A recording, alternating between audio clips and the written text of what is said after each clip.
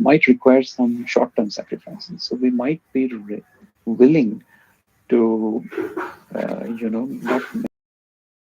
not collect enough rewards in the short term, but this will be compensated when we, take the decision many times over a long period of time. Um, and the goal here is to gather enough information in the first few iterations or in the short term to make overall best decisions. Okay, and this is not very specific for reinforcement learning. In our day-to-day decision making, we often exhibit this behavior. Like if you want to go to a restaurant, once in a while we may want to try a new restaurant, right? Which corresponds to exploration. If a new restaurant has opened up recently and we're not sure about it, we may want to try it out. And if we like it, it might become my favorite restaurant, right?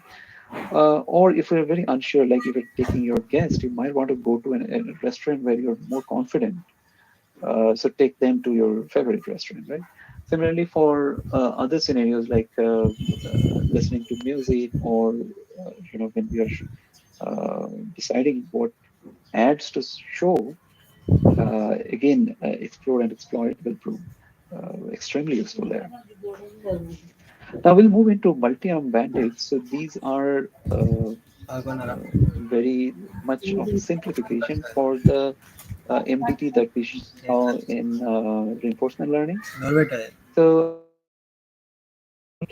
is a tuple which has action and reward pairs that you can pull, or levers you can pull. So all become your actions.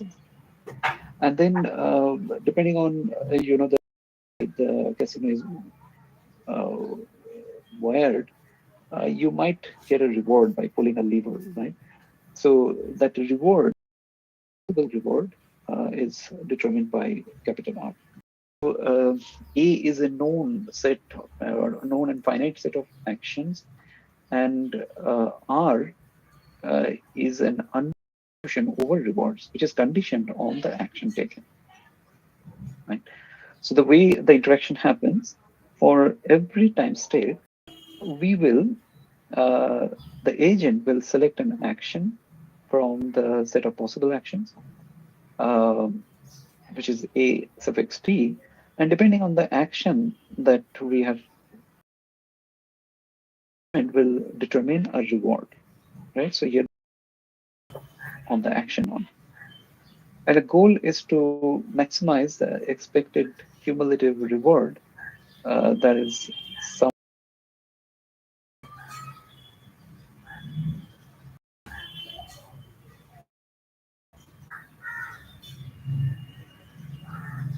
Now, the difference between multi-armed bandits and RL can be realized when I look at their MTPs. So in RL, we have states. The reward depends on both the state and the action. And of course, there are transitions between states depending on the actions we have taken. Now, the biggest difference in multi-armed bandits is there are no states here. So we are at any point of time, we take an action and observe a reward, which depends only on that action. Okay? So this is the assumption in the modeling. Now, as there are no states in a multi-arm bandit setup, so the actions that we have taken in the current state, it does not, directly influence our rewards or long-term rewards, which is why it's a common practice not to involve in a discount factor here.